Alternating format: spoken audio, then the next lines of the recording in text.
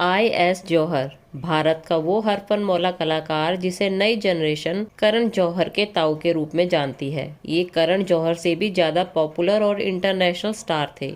असल जिंदगी में मस्त मौला और बेबाक I.S. जौहर की शख्सियत इतनी कमाल थी कि अपनी हाजिर जवाबी से वो बड़ों बड़ों की बोलती बंद कर देते थे। जौहर इस कदर बेबाक थे कि एक बार उन्होंने पाकिस्तान के पूर्व पीएम जुल्फिकार भुट्टो की बेटी बेनजीर भुट्टो को हीरोइन बनने का ऑफर दे दिया था। कुछ लोग I.S. जौहर को सिरफिरा फिल्म मेकर और हीरो समझते थे, जिन पर अपने नाम पर फिल्में बनाने का जुनून था, जैसे जौहर इन कश्मीर, आई एम जौहर, जौहर इन बॉम्बे। मजाकिया अंदाज और बेहतरीन कॉमिक टाइमिंग के चलते कई लोग उन्हें इंडियन चार्ली चैपलिन कहते थे, लेकिन वो इसे अपनी बेइज्जती समझते थे। उनका बचपन कई ट्रेजेडी के नाम रहा। एक शादी में पाकिस्तान से भारत आए, लेकिन दंगों के चलते कभी घर नहीं लौट सके। 16 फरवरी 1920 को इंद्रसेन सिंह जौहर का जन्म ब्रिटिश इंडिया के झेलम जिले के तलांगंग में हुआ था। बंटवारे के बाद तलांगंग पाकिस्तान के हिस्से में आया था। यश जौहर यानी करण जौहर के पिता उनके बड़े भाई थे, जिनके अलावा उनका एक जुड़वा भाई भी था। I.S. जौहर की शक्ल जुड़वा भाई से इस कदर मिलती थी कि हर बार उनका भाई बदमाशी करके भाग जाता था, लेकिन पिता गलतफहमी में उन्हें पिटाई लगाते थे। I.S. जौहर बचपन से पढ़ाई में अव्वल थे, लेकिन उनका जुड़वा भाई गुंडागर्दी और बदमाशी किया करता था। एक दफा तो यूं भी हुआ जब भाई के अपराध पर I.S. जौहर को जेल जाना पड़ा था। इससे भी बड़ी ट्रेजेडी ये रही कि I.S. जौहर जिस लड़की से प्यार करते थे, उससे उनके भाई ने शादी कर ली। ये किस्सा खुद I.S. जौहर ने 1957 में हुए इंडियन फिल्म फेस्टिवल में सुनाया था। I.S. जौहर हिंदी सिनेमा के सबसे पढ़े लिखे कलाकार कहे जाते थे। उन्होंने इकोनॉमिक्स और पॉलिटिक्स में मास्टर डिग्री हासिल करने के बाद LLB की पढ़ाई की थी। आज़ादी से पहले इतनी पढ़ाई करना आम नहीं था। 1947 में अंग्रेजों से आज़ादी मिलने के साथ ही भारत और पाकिस्तान का बंटवारा हो गया। बंटवारे में I.S. जौहर का गांव तलांगंग पाकिस्तान के हिस्से में आया था। साल 1947 की बात है, जब I.S. जौहर अपने परिवार के साथ एक शादी में शामिल होने के लिए पाकिस्तान से पटियाला आए थे। इसी बीच दोनों देशों के बीच तनाव बढ़ गया और दंगे शुरू हो गए। दंगों में पाकिस्तान की हिंदू कॉलोनी जलाई जा रही थी।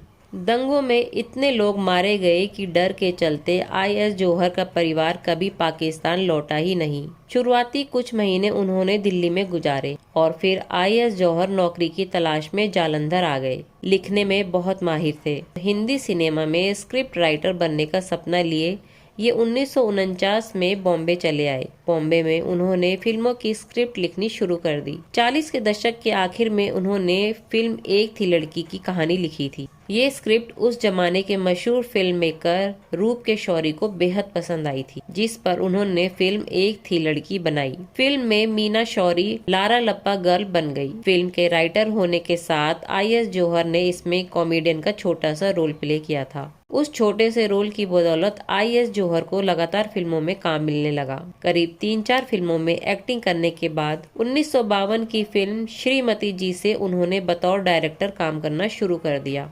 1954 में I.S. जौहर ने नास्तिक फिल्म लिखी और इसे डायरेक्ट भी किया। फिल्म में अजीत और नलिनी जयवंत लीड रोल में थे, जबकि खुद उन्होंने एक जोकर की भूमिका निभाई थी। ये फिल्म I.S. जौहर ने अपनी जिंदगी पर लिखी थी, जब बंटवारे के बीच हालातों से तंग आकर वो नास्तिक बन गए थे। 1954 में रिलीज हुई ये फिल्म जबरदस्त हिट साबित हुई, जिसका गाना देख तेरे संसार की हालत क्या हो गई भगवान आज भी सुना जाता है।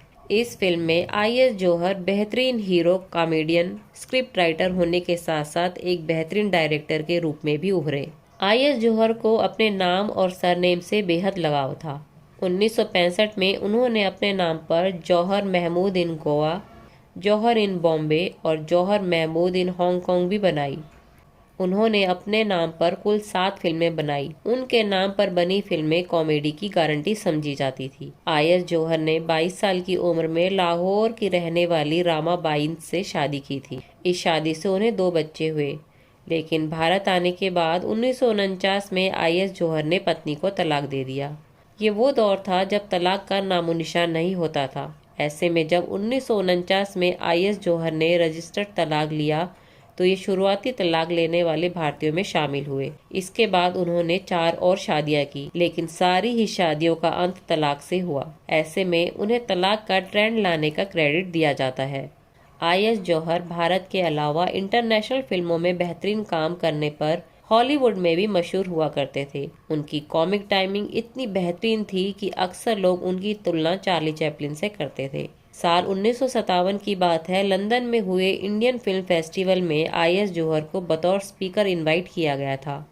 स्टेज पर उनका इंट्रोडक्शन देते हुए हॉलीवुड के मशहूर प्रोड्यूसर ने उन्हें इंडियन चार्ली चैपलिन कहा था। ये सुनकर IS जौहर नाराज हो गए। स्टेज पर चढ़ते ही उन्होंने माइक लिया और जवाब देते हुए कहा, ये पहली बार नहीं है जब किसी ने मुझे इंडियन चार्ली चैपलिन कहा है। इससे पहले भी मेरी ऐसी कई बार बेइज्जती की गई है। मेरी जिंदगी हमेशा से ही ऐसे दुर्भाग्यों से भरी रही। या तो दूसरों के कुकर्मों का क्रेडिट मुझे दिया गया या मेरे अच्छे कामों का क्रेडिट किसी और को दे दिया गया। ये एक छोटा सा नमूना था IS जौहर की बेबाकी और हाजिर जवाबी का। फिल्मों में काम करने के साथ साथ IS जौहर क्रिकेट और राजनीति में भी दिलचस्पी रखते थे। जब भी उन्हें किसी राजनेता का काम पसंद नहीं आता था तो सरेआम उसकी बेइज्जती कर देते थे। 1971 में हुए इंडो पाक युद्ध में पाकिस्तान को हार मिली, जिसके बाद 1972 में पाकिस्तान के तत्कालीन प्रधानमंत्री जुल्फिकार भुट्टो शिमला समझौते के लिए भारत आए थे। वो अपने साथ अपनी 18 साल की बेटी बेनजीर भुट्टो को भी साथ लाए थे। IS जौहर को भी उनसे मिलने का मौका मिला था। वो इस कदर बेबाक थे कि इतने संजीदा मुद्दे के बीच उन्होंने बेनजीर भुट्टो को अपनी फिल्म में काम करने का ऑफर दे दिया था। इस पर बैनर्जी ने जवाब में कहा था कि वो जिंदगी में कुछ और करना चाहती है। उनके इस साहसी और बेबाक रवैये की चर्चा पाकिस्तान और बांग्लादेश में भी हुई थी। IS जौहर 1984 में काफी बीमार रहने लगे थे। 5 शादियां करने वाले IS जौहर अकेले पड़ चुके थे। पहली पत्नी से हुए उनके 2 बच्चे अंबिका और अनिल साथ ही रहते थे। एक दिन उन्होंने अपने दोनों बच्चों को पास बुलाया और कहा, मैं नहीं चाहता कि मेरे मरने की खबर किसी तक पहुंचे।